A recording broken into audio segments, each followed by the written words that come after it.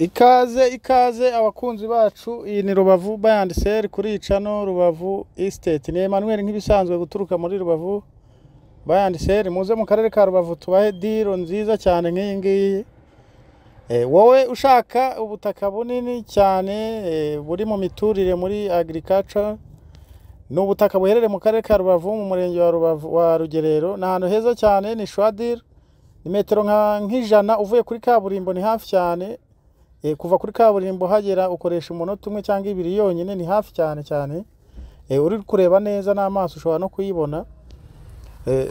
Ukaba uri kuri parcelle no kureba kuri kaburimbo.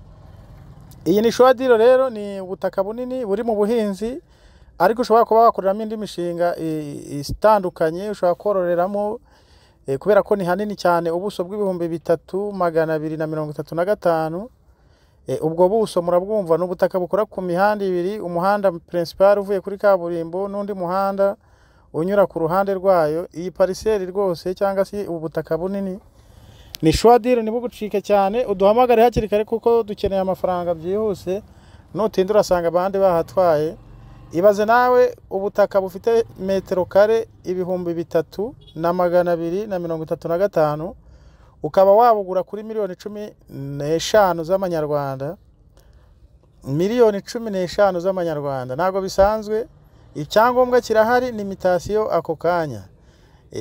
N'ubutaka bwiza buri ahantu heza hagendetse muri Rugerero mu karere ka Rubavu, buri mu buhinzi, kandi bishoboka ko no mu minsi ya vuba cyangwa se mu gihe kizaza bushobora no kujya mu gutura ukaba wagurisha ibibanza. N'ubutaka bwiza budahenze. Wowe ushaka Shwadil wagura ukibikiramo amafaranga yawe, ku buryo bashobora no kugukubira kabiri karenga mu minsi iri imbere. Naha ngaha ntutinde, ubutaka batabugutanga. Mbisubiremo, ni miliyoni 15 z'amanyarwanda kuri metero kare 3235.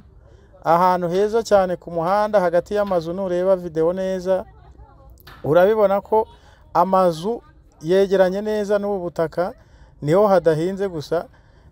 Ni hanini cyane, ubuso bw'ibihumbi 3. Nawe urabizi cyangwa se uzi kumenya iby'ubuso, urabizi ukuntu haba hangana. Ni hanini kandi hakora ku mihanda ibiri, ahantu heza hafi ya kaburimbo, ahantu heza mu mazu hagati, ku buryo mu minsi iri imbere igishushanyo mbonera bagihinde bahashyize nko mu gutura. Nawe waza bakama cyangwa ugacamo ibibanza ukagurisha cyangwa se ukabituramo.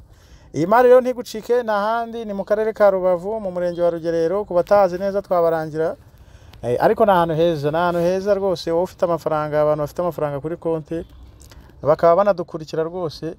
Iyi ni Shwadil, ntigucike. Uduhamagare mu bambere kugira udasanga bahatwaye, kandi ibyangombwa birahari. Ni make cyane. Buherereye mu karere ka Rubavu rero mu murenge wa Rugerero.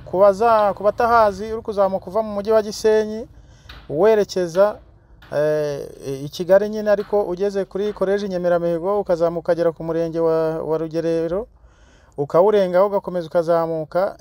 Iyo ugeze ku isoko rya Rugerero, hari ahantu hari urusengero rwa ADPR. Aho ngaho uhita ukatira aho ngaho rwose, iminota umwe ibiri uba uri no kuhareba, uri aho kuri kaburimbo.